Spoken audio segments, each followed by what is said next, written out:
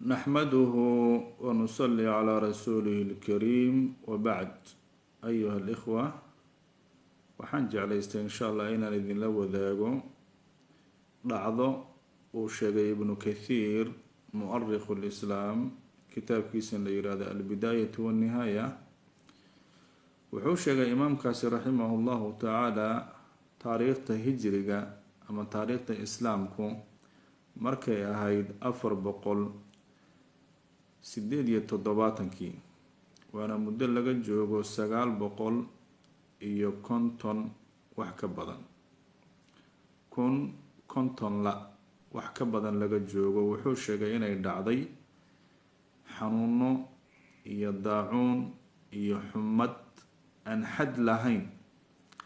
ayaa ka dhacday buu yiri ciraaq iyo xijaaz iyo shaam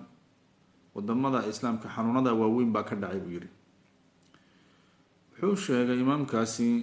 markay daacuunkaasi iyo xumada bilaa xadkii wadamada ay ka dhacday waxaa ku xigay xumadaas iyo daacuunka mowtul qafla ama mowtul faj'a dhimasho kedis ah dhimasho degdeg ah dhimasho wax muqadimaad iyo horumar iyo xanuun iyo madax xanuun waxba una ka horeynin dadkii oo saa u wala daadanhayo dadkii markuu xanuunkaasi dhammeeyey oo wax yar kaga tegay ayaa haddana waxaa bilaabatay uu yiri waqtigaas mowtul wuxuushi fi lbaraari in dugaagii iyo xayawaankii kaymaha joogay ayuu xanuunkii u gudbay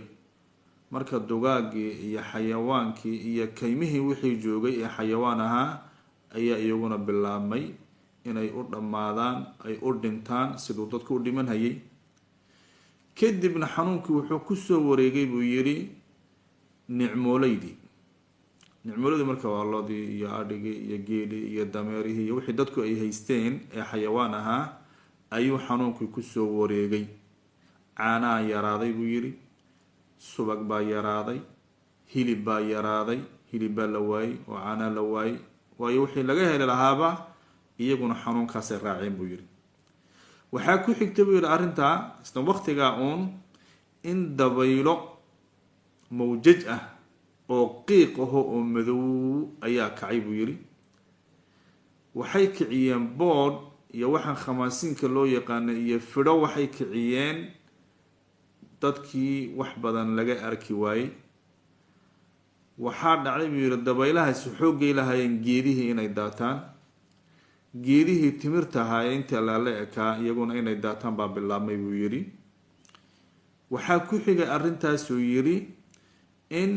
uu dhacay onkod iyo hanqadh iyo danab bilaa xad ah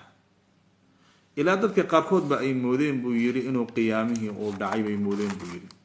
waxa xoogga uu danabkaasi leeyahay iyo onkodkaasi iyo hanqadhkaasi dadku waxay moodeen ba inuu qiyaamihii dhacay laakiin qofka caaqilka ah kolkay dharbaaxa ku dhacdo halkii laga raacay wuu gartaa inuu qofka iska socdo maaha waxaan dhacay cashiray ku dhacayaan darsi bay ku dhacayaan xikmaday u dhacayaan waxaa isu yimid boqorkii markaa joogay iyo dadkii waxgaradka ahaa boqorka waxaa la ohan jiray buu yiri almuqtadi biamri illah ayaa la ohan jiray marka qaraaro waxaa la qaatay ilaahay sidee buu waxaan inooga dulqaada ah ilaahay sidee buu xanuunadan inooga qaadaa ilaahay sidee buu balaayadan inooga bogsiiyaa sidee buu ilaahay inooga koryeelaa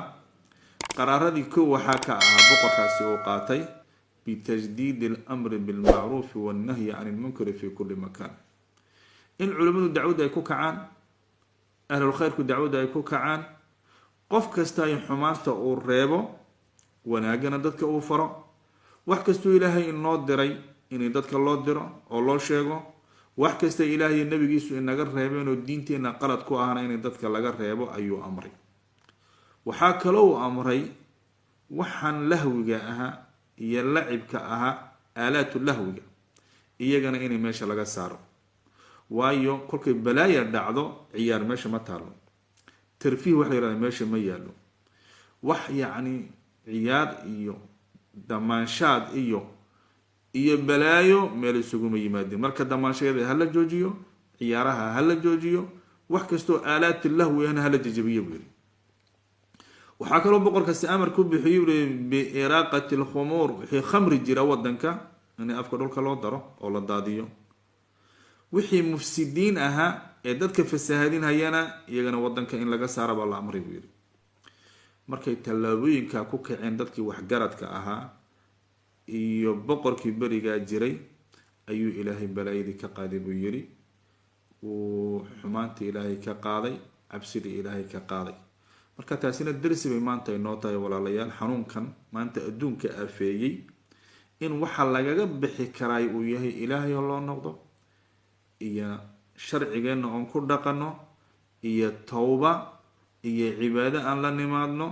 waa waxa ugu muhiimsan ee maanta lagaga bixi kara waxaweya aafadan adduunka meel kasta saamaysay. asbaabta ugu muhiimsani waa taa weyaan. saan sheegnayna muhim waxaa markuu wax dhaco inuu qofka muslimka cibro ka qaato, uu waana ka qaato, uu ogaado halka laga raacay. laakiin haddaan iska soconno ono meel laga raacay baadan war haynin iyo wax lagu raacay midna waa dhib inteeda la eg. asalaamu calaykum waraxmat ullaahi wabarakaatu.